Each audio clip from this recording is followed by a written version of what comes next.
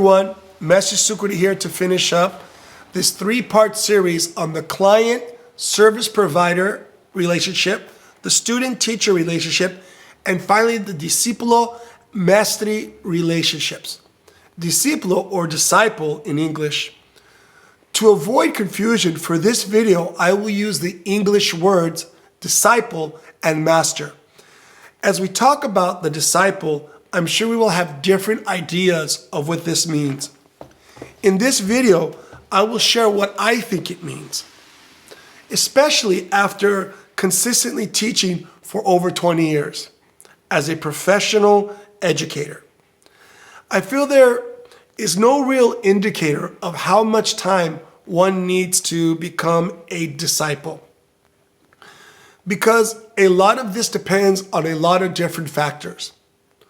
What are the basic factors that I feel are most important? One of them is that the disciple has a clear understanding of what their master's vision is. Without this clear vision and communication, the disciple can get confused and lost along the way. Before, the master-disciple relationship was considered a one-way learning process for a lot of people.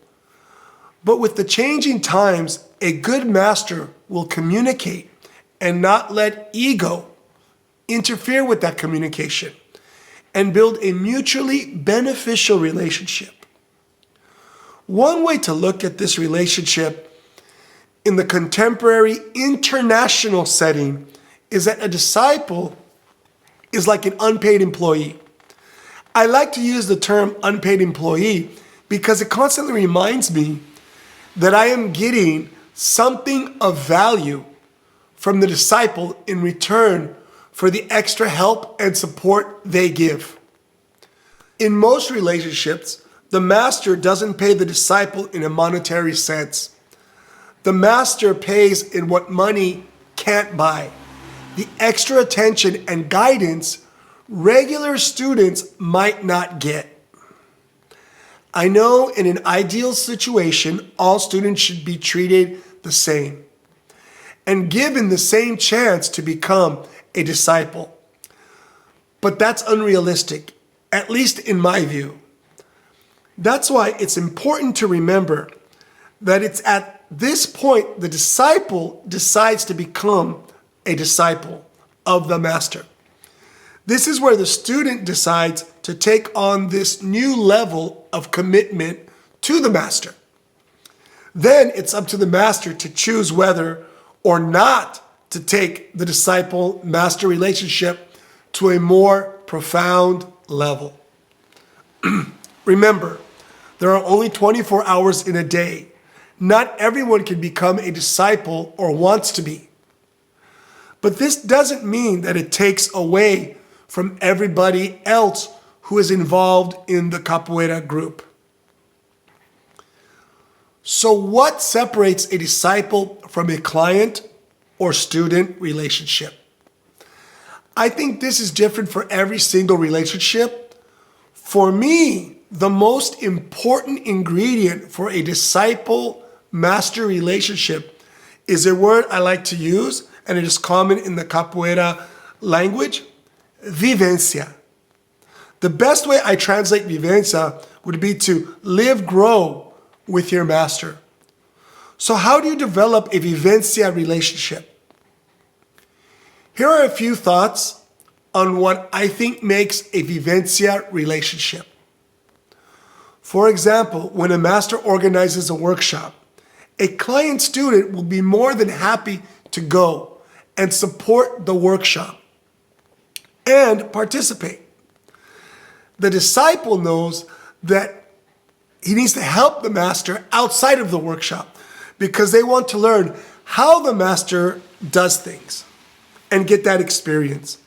Another example, when there is a presentation or a show, the disciple participates to support the master, knowing this is also an opportunity for them to grow.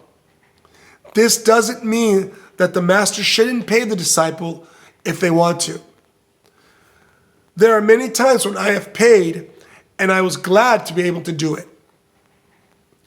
Another example, the client student expects the master to always be energetic and physically perfect. A disciple, because of the relationship, appreciates the master's dedication and time to the art and recognizes that the master isn't perfect.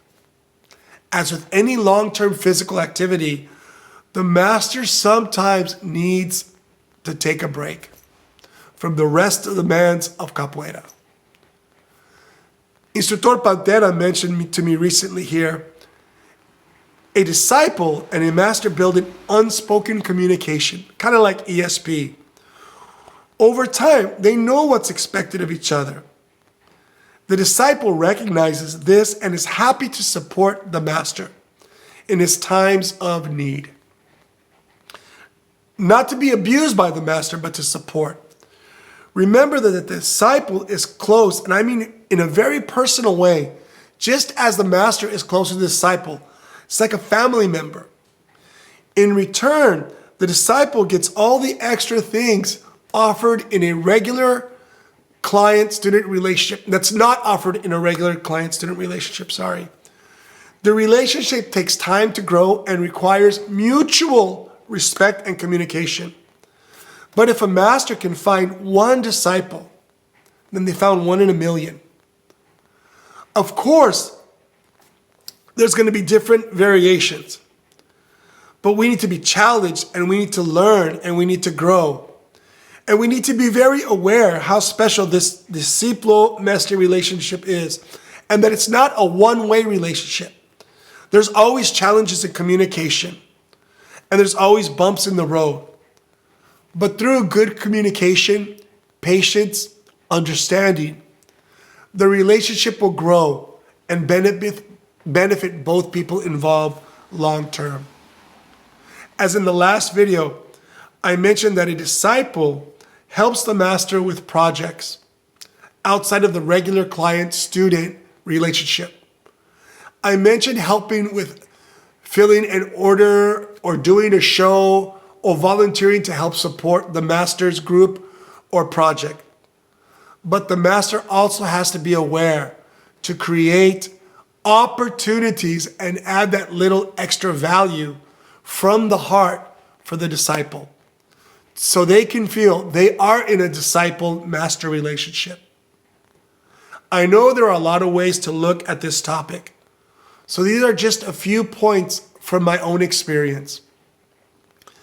I love teaching, and I hope this video helps you to reflect on your everyday process and your path of capoeira. Ashe, peace, love, and capoeira.